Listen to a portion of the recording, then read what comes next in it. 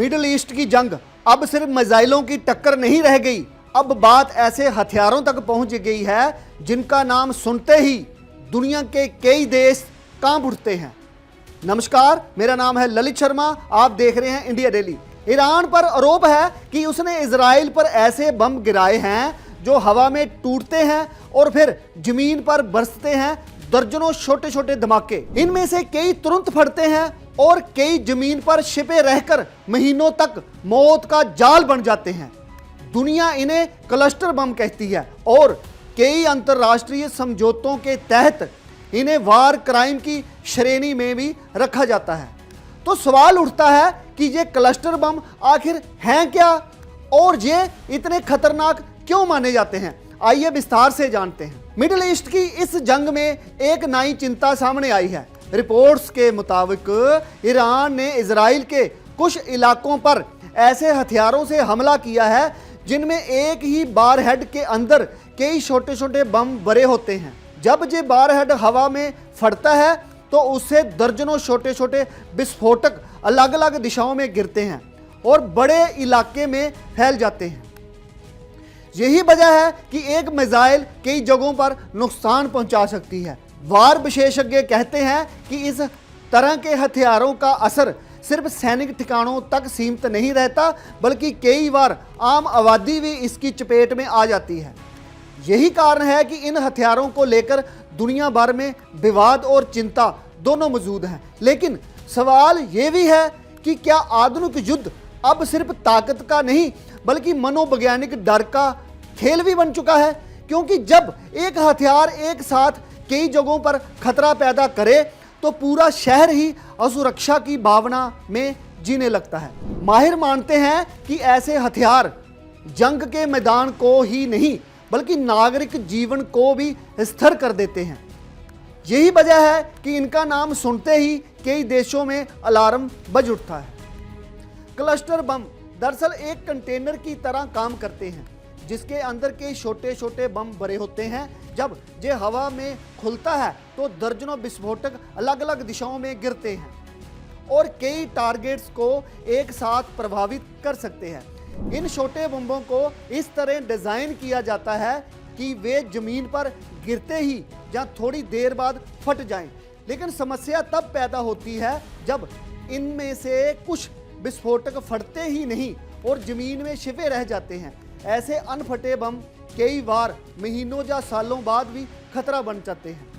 युद्ध विशेषज्ञ कहते हैं कि यही इन हथियारों की सबसे खतरनाक बात है, क्योंकि युद्ध खत्म हो जाता है लेकिन खतरा खत्म नहीं होता। कई बार बच्चे खेलते खेलते इन विस्फोटक के पास पहुंच जाते हैं और हादसे हो जाते हैं। यही वजह है कि मानवाधिकार संगठन इन्हें बेहद खतरनाक हथियारों की सूची में रखते हैं। वार विशेषज्ञ बताते हैं कि क्लस्टर बम कई अलग अलग प्रकार के होते हैं। कुछ का लक्ष्य सैनिक या पैदल सेना होती है, जबकि कुछ का इस्तेमाल बख्तरबंद गाड़ियों या टैंकों के खिलाफ किया जाता है।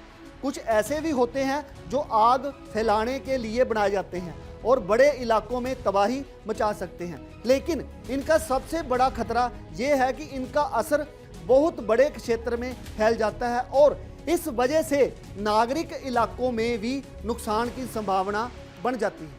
कई अंतर्राष्ट्रीय संस्थाएं बार बार इन पर प्रतिबंधों की मांग करती रहती हैं, क्योंकि युद्ध में भी कुछ नियम होते हैं और उन नियमों का मकसद नागरिकों को बचाना होता है। जब कोई हथियार सैनिक और आम आदमी के बीच फर्क ना कर सके तो वह हथियार विवाद का कारण बन जाता है। इजराइल की मीडिया रिपोर्ट्स के मुताबिक हाल के कुछ हमलों में तेल अबीब के आसपास के इलाकों में छोटे विस्फोटक गिरने की घटनाएं सामने आई हैं। कुछ जगहों पर घरों और इमारतों को नुकसान पहुंचा है और कई लोग घायल हुए हैं। माहिरों का कहना है कि ऐसे हथियारों का डर सिर्फ विस्फोट तक सीमित नहीं रहता, बल्कि अनफटे बम लंबे समय तक खतरा बने रहते हैं। यही वजह है कि हमलों के बाद लोगों को चेतावनी दी जाती है कि जमीन पर दिखने वाली किसी भी संदिग्ध वस्तु से दूर रहें, क्योंकि कई बार ये छोटे छोटे विस्फोटक देखने में धातु के टुकड़ों जैसे लगते हैं लेकिन छूते ही बड़ा हादसा हो जाता है। इसलिए युद्ध क्षेत्र में रहने वाले लोगों को बार बार सावधानी बरतने की सलाह दी जाती है। क्लस्टर बमों को लेकर दुनिया भर में बड़ा विवाद है, क्योंकि कई रिपोर्ट्स के मुताबिक इनसे होने वाले नुकसान का बड़ा हिस्सा आम नागरिकों को झेलना पड़ता है। इंटरनेशनल संगठनों का कहना है कि जंग के दौरान भी ऐसे हथियारों का इस्तेमाल नहीं होना चाहिए जो सैनिक और नागरिकों के बीच फर्क ना कर सके। इसी वजह से कई देशों ने इन हथियारों के इस्तेमाल पर रोक लगाने वाले समझौतों पर हस्ताक्षर किए हैं। मानवाधिकार संगठनों का कहना है कि युद्ध चाहे किसी भी कारण से हो, लेकिन नागरिकों की सुरक्षा सबसे पहली प्राथमिकता होनी चाहिए। क्लस्टर बमों को लेकर अंतर्राष्ट्रीय स्तर पर लगातार बहस होती रही है। इतिहास देखें तो क्लस्टर बमों का इस्तेमाल कई युद्धों में हुआ है। वियतनाम युद्ध से लेकर हाल के संघर्षों तक इन हथियारों का जिक्र सामने आता है। कई देशों ने बाद में इन्हें प्रतिबंधित करने का फैसला किया, क्योंकि युद्ध खत्म होने के बाद भी जमीन में दबे अनफटे बम लोगों के लिए खतरा बने रहते हैं। कई जगहों पर आज भी ऐसे बम मिलते हैं जो दशकों से पहले गिराए गए थे। युद्ध खत्म होने के बाद भी जब जमीन में मौत के निशान बाकी रह जाते हैं तो सवाल उठता है कि क्या ऐसे हथियारों का इस्तेमाल कभी भी जायज ठहराया जा सकता है। अब सवाल उठता है, क्या आधुनिक मिसाइल रक्षा प्रणालियां इन हमलों को रोक सकती हैं? विशेषज्ञों के मुताबिक कुछ रक्षा प्रणालियां मिसाइलों को हवा में ही नष्ट करने की कोशिश करती हैं, लेकिन अगर वारहेड पहले ही छोटे छोटे बमों में टूट जाए तो चुनौती और बढ़ जाती है। यही वजह है कि इस तरह के हथियारों को लेकर सैन्य रणनीति और मानवीय कानून दोनों के स्तर पर बहस जारी है। युद्ध की दुनिया में तकनीक जितनी तेजी से आगे बढ़ रही है, उतनी ही तेजी से नए खतरे भी सामने आ रहे हैं।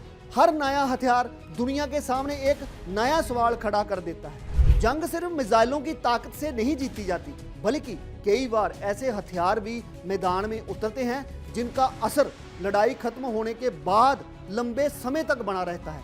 क्लस्टर बम उसी डर का नाम है जिनमें एक धमाका नहीं बल्कि दर्जनों छोटे खतरे एक साथ जमीन पर बिखर जाते हैं और पूरा इलाका असुरक्षा में गिर जाता है। ऐसे हथियार सिर्फ युद्ध का हथियार नहीं, बल्कि आम लोगों के लिए लंबे समय तक डर और तबाही का कारण बन जाते हैं। इसलिए दुनिया के कई देश इन पर रोक लगाने की बात भी करते हैं, इन्हें खतरनाक हथियारों की श्रेणी में भी रखते हैं। जब ऐसे हथियार इस्तेमाल होते हैं तो सवाल सिर्फ सैन्य ताकत का नहीं, बल्कि मानवीय जिम्मेदारी का भी उठता है। युद्ध की रणनीति से आगे बढ़कर ये सवाल इंसानियत और सुरक्षा से जुड़ जाता है। आप देखते रहिए इंडिया डेली, फिर मिलते हैं बड़ी खबर के साथ। देखिए इंडिया डेली 24/7 अब आपकी स्मार्ट टीवी पर। इंडिया डेली मौजूद है सभी डिजिटल प्लेटफॉर्म पर लाइव और लगातार। इंडिया डेली 24/7 हर दिन राष्ट्र को समर्पित।